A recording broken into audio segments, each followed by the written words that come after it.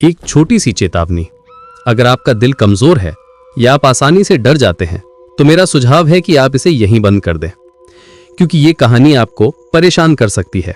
ये कहानी सिर्फ एक कहानी नहीं है, ये उन सच्चाई में से एक है जिन्हें लोग मानना नहीं चाहते। अगर आप कमज़ोर दिल के हैं, अगर आपको रात के सन्नाटे में डर लगता है, तो इस वीडियो को बंद कर दीजिए, क्योंकि आज जो आप सुनने जा रहे हैं उसके बाद शायद आप अकेले अंधेरे में सो न पाएं। ये कहानी उस जगह की है जहाँ समय रुक जाता है, जहाँ परछाइयाँ इंसानों से अलग हो जाती हैं, जहाँ हर चीज़ दीवारों में हमेशा के लिए कैद हो जाती है। तो लाइट बंद कर दीजिए, दरवाज़ा अच्छे से बंद कर लीजिए और हेडफोन लगा लीजिए, क्योंकि अब शुरू होने वाली है एक ऐसी दास्तान जिसे सुनने के बाद शायद आपको अपने पीछे किसी की सांसें महसूस होने लगेंगी। तो चलिए शुरू करते हैं। उत्तर प्रदेश के एक छोटे से गांव के बाहर, जहां खेतों के बाद सिर्फ काली मिट्टी और फिर घना बबूल का जंगल शुरू होता है, जहां एक टूटी हुई हवेली खड़ी थी जिसे लोग काली हवेली कहते थे। कहते हैं कि आज से करीब 50 साल पहले उस हवेली में एक जमींदार अपने पूरे परिवार के साथ रहता था। लेकिन एक अमावस्या की रात अचानक उस घर से ऐसी चीखें आई कि पूरे गांव के कुत्ते एक साथ रोने लगे। अगले दिन जब लोग डरते डरते अंदर गए तो पूरा घर खाली था। न कोई लाश, न कोई खून, बस दीवारों पर काले निशान और फर्श पर घिसटने के गहरे निशान, जैसे किसी को जमीन पर घसीटकर अंधेरे तक खाने में ले जाया गया हो। उस दिन के बाद से जो भी उस हवेली में रात बिताने गया वो कभी सुबह वापस नहीं लौटा, और जो वापस लौटे उन्होंने सिर्फ इतना कहा कि आधी रात के बाद हवेली की सीढ़ियाँ पर पायल की आवाज़ आती है, फिर कोई औरत बहुत धीरे धीरे आपका नाम फुसफुसाती है, ठीक आपके कान के पास। लेकिन जब आप मुड़कर देखते हैं तो पीछे ठंडी हवा होती है। गांव के ही 4 दोस्त आरिफ, समीर, देव और ललित, जिन्होंने शहर से पढ़ाई करके लौटने के बाद इन कहानियों को अंधविश्वास समझा, एक रात मोबाइल की टॉर्च और कैमरा लेकर उस हवेली में गए ताकि वीडियो बनाकर सब कुछ साबित कर सके कि वहाँ कुछ नहीं है। शुरुआत में सब ठीक था, टूटी दीवारें, जाले, धूल और चुप्पी। लेकिन जैसे ही घड़ी ने 12 बजाए, समीर के फ़ोन की स्क्रीन पर अपने आप काली हो गई और उसमें एक धुंधला चेहरा दिखने लगा, जो कैमरे में नहीं बल्कि स्क्रीन के अंदर से उन्हें घूर रहा था। देव ने हंसकर कहा कि यह नेटवर्क गड़बड़ है, लेकिन उस पल ऊपर की मंजिल से किसी भारी चीज़ की घसीटने की आवाज़ आई, जैसे कोई लाश फर्श पर रेंग रहा हो। चारों सीढ़ियाँ चढ़ने की हिम्मत, और जैसे ही आधी सीढ़ी चढ़े, नीचे का दरवाज़ा अपने आप जोर से बंद हो गया और बाहर से किसी मोटी जंजीर चढ़ा दी। ललित ने भाग का दरवाज़ा खींचा, मगर दरवाजे के दूसरी तरफ से किसी की उंगलियां दरार में अंदर आईं, काली और लंबी, नाखून इतने तेज जैसे लोहे के चीर दें। और उसी पल पूरे घर में बच्चों के रोने की आवाज़ गूंजने लगी। आरिफ ने कांपते हुए कैमरा ऑन किया तो रिकॉर्डिंग में पीछे एक सफ़ेद साड़ी वाली औरत दिखाई दी, जो असल में नहीं थी। वो औरत दीवार पर उल्टी लटकी हुई थी और उसका सिर धीरे धीरे 360 डिग्री घूम रहा था। उसकी आंखें पूरी तरह काली थीं और वो बिना होठ हिलाए बोल रही थी, तुम में से एक यहाँ से जिंदा नहीं जाएगा। और तभी अचानक देव चीखते हुए नीचे से गिरा, क्योंकि किसी ने उसके पैर पकड़कर सीढ़ियों के नीचे अंधेरे में घसीटने शुरू कर दिया।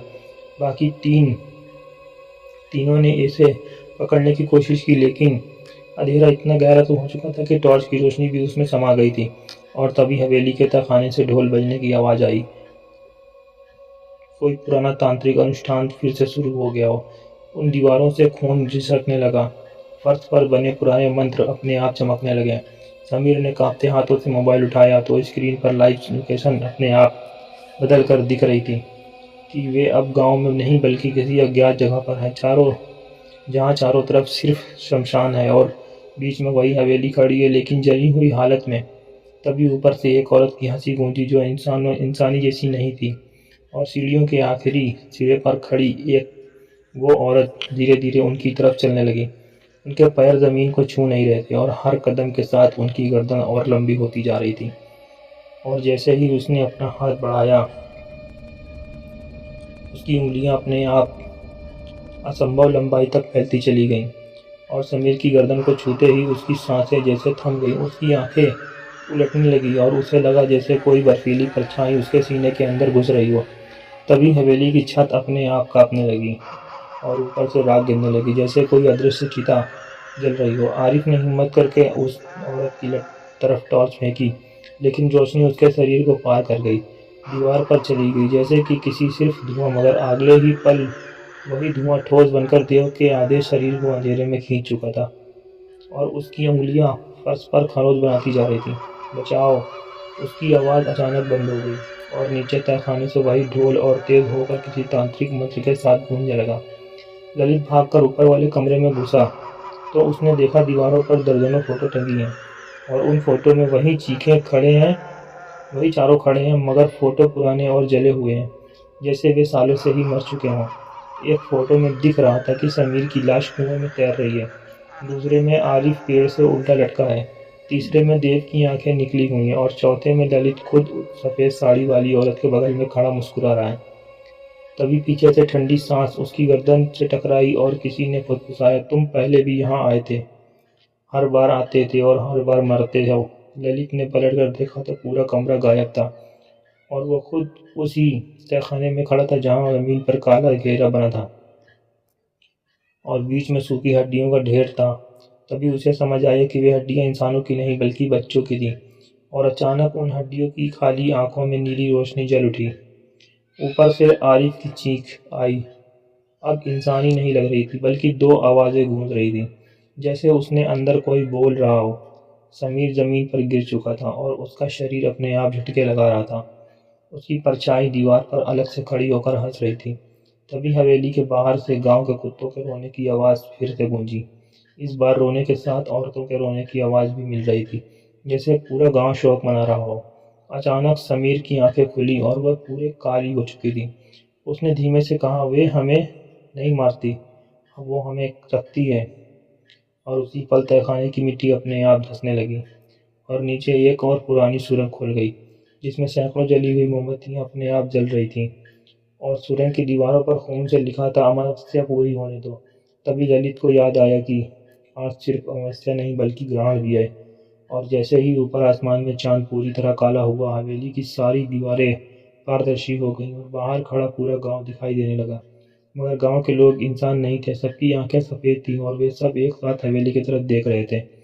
उनके होंठ हिल रहे थे मगर आवाज़ एक ही थी, और एक आत्मा।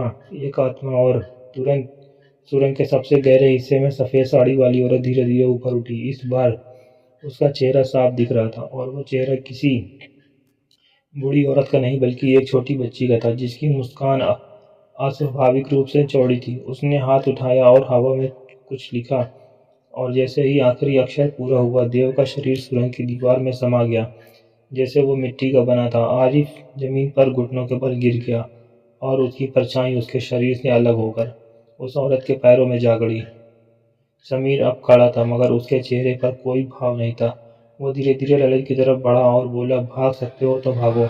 मगर दरवाज़ा इस बार बाहर नहीं खुलता और तभी हवेली की सीढ़ियाँ पिघलने लगीं, फर्श बदल गया और ऊपर से उल्टे लटके सैकड़ों साए एक साथ नीचे गिरने लगे, जैसे भूखी चमगादड़ें। उसी अंधेरे में ललित ने देखा कि सुरंग के सबसे अंत में एक पुराना लकड़ी का दरवाज़ा है, जिस पर लोहे से लिखा है, पहला दरवाज़ा।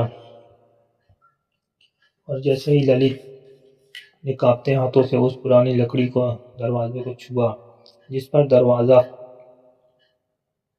अपने आप चमकते हुए खुल गया और भीतर से बर्फ जैसी ठंडी हवा झोंका आया, जिसमें राख बात और किसी जली हुई चीज़ की गंध थी।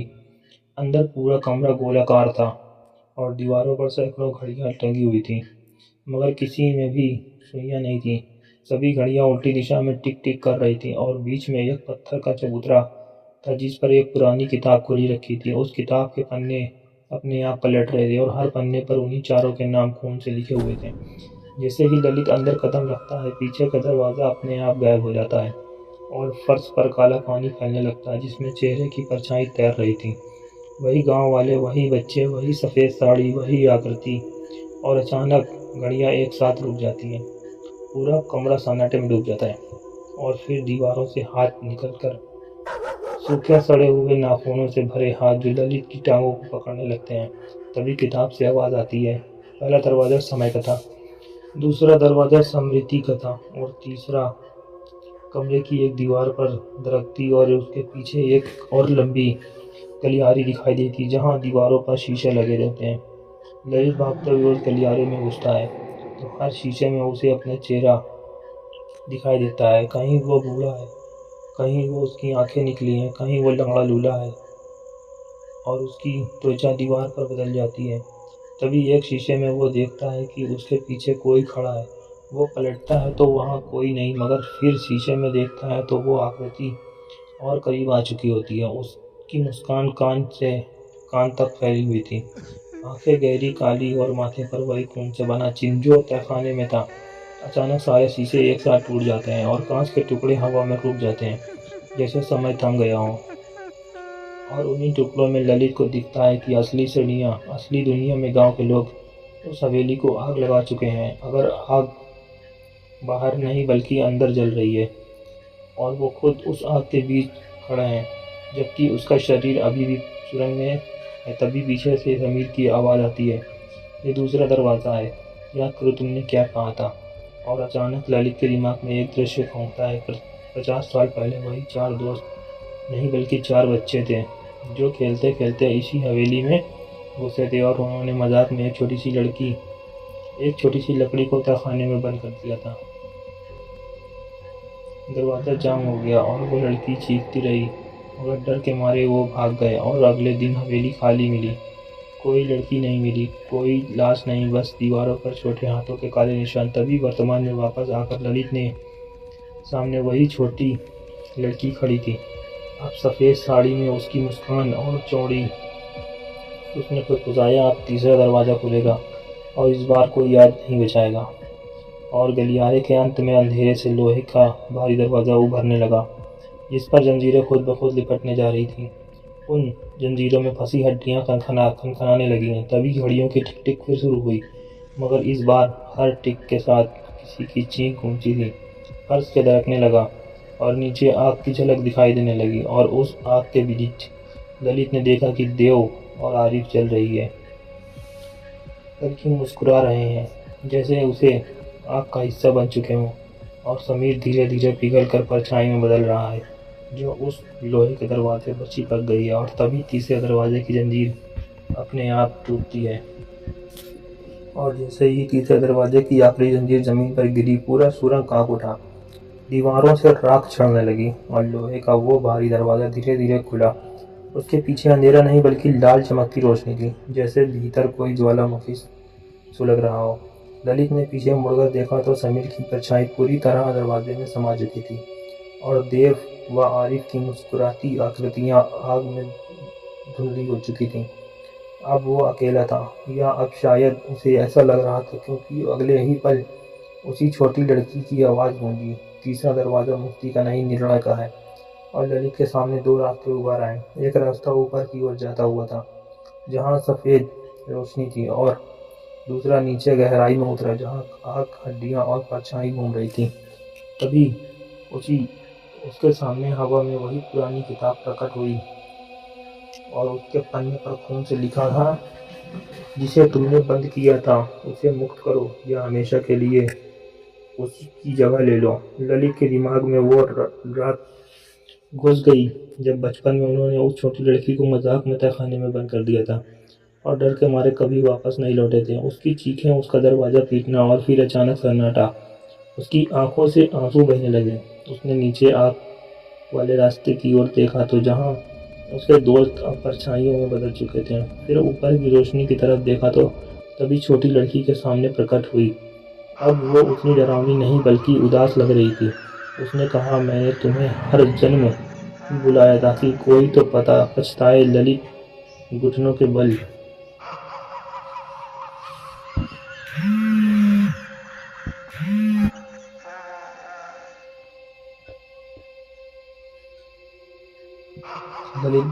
बैठ गया और बोला, मुझे माफ़ कर दो। और जैसे ही उसने ये कहा, उसने आग वाले रास्ते की तरफ कदम बढ़ा दिया। उसके पैरों को लपटों ने घेर लिया, मगर वो रुका नहीं। उसने चिल्लाकर कहा, इन सबको छोड़ दो, मुझे रख लो। अचानक पूरा दृश्य थम गया।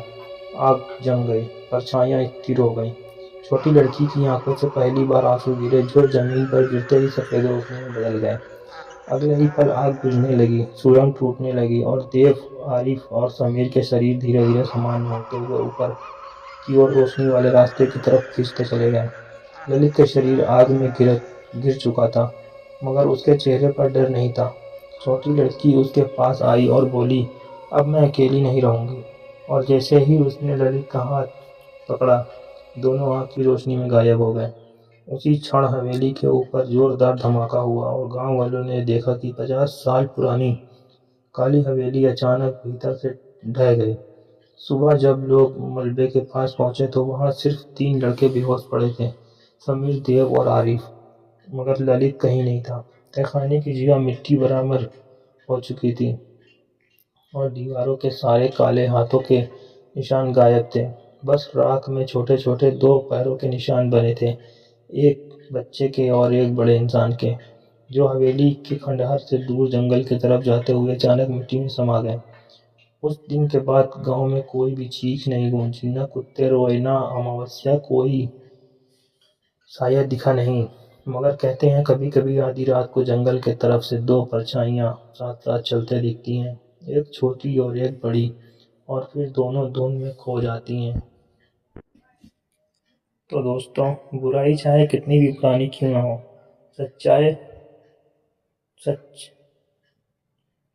सच्चाई, पछतावा और बलिदान उसे हमेशा के लिए खत्म कर देता है। लेकिन याद रखना, हर खामोश खंडहर के पीछे कोई अधूरी चीख अब भी इंतजार कर रही होती है। हर कहानी सच्ची है, हर घटना असली है। तो दोस्तों, अगर आपको ये टाइम गेट स्टोरीज पसंद आ रही हैं तो चैनल को सब्सक्राइब करना मत भूलिए, वीडियो को लाइक करिए और कमेंट में बताइए कि आप कौन सी कहानी सुनना चाहते हैं। आपके प्यार से ही मिलती है मुझे ऐसी अमेजिंग स्टोरीज लाने की एनर्जी। तैयार हैं समय की यात्रा के लिए?